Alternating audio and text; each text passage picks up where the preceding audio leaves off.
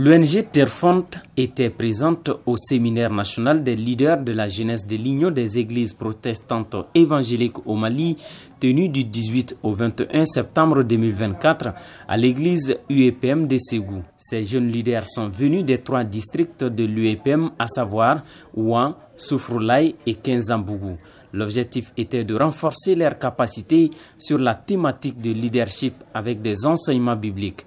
L'ONG Terfond ne s'était pas rendue dans la cité de Balanzan pour un séjour simplement, mais elle était avec un carnet chargé d'un enseignement précieux. L'Église aujourd'hui est dans un monde très dynamique et la question de liberté de croyance et de religion s'impose à tous. Et donc il est important pour nous aujourd'hui de renforcer la capacité des jeunes chrétiens sur ces concepts et ces notions de renforcement des notions de croyance, de religion et de liberté de religion.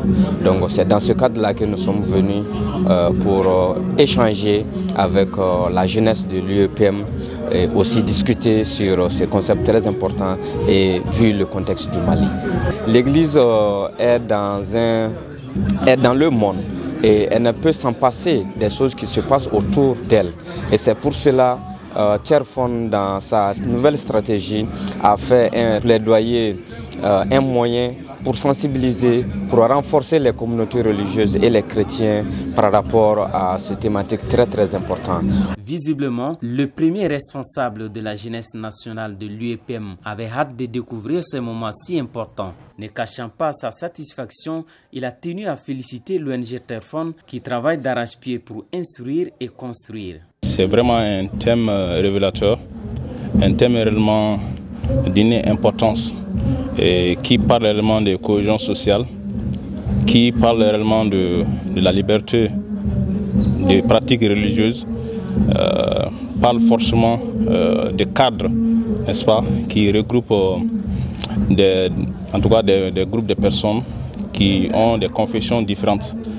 Nous avons été édifiés en comment pourrons-nous pratiquer librement notre religion sans pour autant être enfreint par des obstacles quelconques qui peuvent subsister de part et là.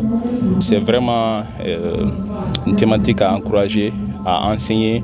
Cela permettra réellement de renforcer la cohésion sociale dans notre pays. Les partenaires Terfond, dès que nous les avons fait part, en tout cas de notre initiative d'organiser cette rencontre de jeunesse, ils ont tout de suite, n'est-ce pas, été là et nous ont accompagnés tout au long de cette activité. C'est le lieu de les remercier. Lorsque la jeunesse chrétienne est à l'école des enseignements bibliques, cela ne fait que réconforter les serviteurs de Dieu, car ils sont rassurés d'un lendemain meilleur du pays, mais surtout de l'Église. Je suis très content de participer à cette rencontre de la jeunesse, surtout le leadership, chrétien ou pas. La religion que tu pratiques là, vraiment, c'est mieux quand même d'être un peu libre, de pratiquer. Des formations ainsi, c'est intéressant. Je souhaite à tout participant vraiment mettre en œuvre de ce que nous avons eu. Et pourquoi ne même pas amener à nos amis, à nos frères, qui n'ont pas même trouvé cette formation. Les jeunes leaders se disent désormais outillés vis-à-vis de la liberté de croyance et de la religion. Le sentiment de découverte et de fierté est partagé. Forum des leaders avec un thème capital, très important, que tout fidèle et tout humain doit maîtriser aujourd'hui. La liberté de foi, nous sommes édifiés et nous osons croire qu'après vraiment ces séminaires, la jeunesse sera mûrement outillée. Nous pensons que nous pouvons vraiment comprendre beaucoup de choses et être facteurs de la paix dans ce Mali. Il a dit que la liberté de croyance est aussi synonyme de la conscience et il nous a expliqué comment on peut bien comprendre la religion. Il a dit d'aimer son prochain comme toi-même. Ce que j'ai pu retenir, ça m'a permis vraiment de connaître ma position par rapport à la religion, la liberté dans la religion et également savoir quand est-ce mes droits sont violés et comment faut-il faire pour vraiment réclamer mes droits. Le thème a été très important pour moi aussi, surtout la paix et l'unité. Nous avons beaucoup appris ce que nous pourrons raconter dans nos églises. Nous remercions l'orateur pour ce thème.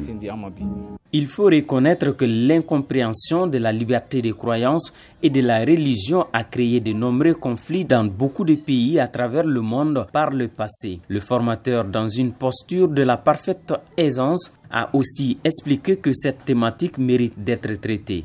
La thématique que dit la Bible sur la liberté de croyance et de religion a été divisée en deux parties. Donc la première partie montre l'importance de la place de la liberté de religion dans le monde, notamment dans les textes des constitutions des différents États, mais aussi dans les textes internationaux ou encore les traités internationaux relatifs aux droits humains.